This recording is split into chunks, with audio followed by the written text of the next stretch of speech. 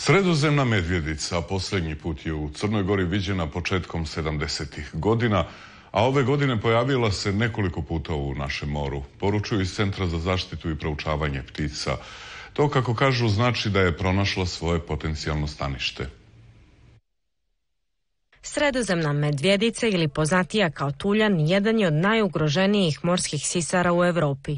Nakon 50 godina taj sisar ponovo se pojavio u našem moru gdje se kreće i hrani, priča programska direktorica Centra za zaštitu i proučavanje ptica Ksenija Medenica. Morske pećine, njeno stanište, ona bira pećine koje imaju na kraju, da kažemo, jednu malu plažu gdje se one zapravo majke podižu svoje mlade.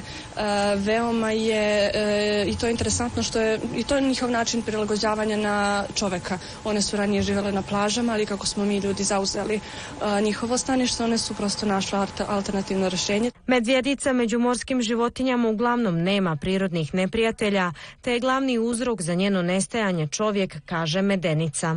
Prvo i osnovno moramo da budemo svjesni njenog prisustva, da poštujemo to što je ona tu, što je to more njen dom i negdje najvažnije je da za sada, ukoliko je primetimo, ne uznemiravamo ovu vrstu. Ovo je posebno za ribare i ronioce koji provode najviše vremena na moru i koji zapravo sreću ovu vrstu. Procjene pokazuju da na svijetu postoji između 444 i 600 jedinki ove vrste, zaključuje Medenica.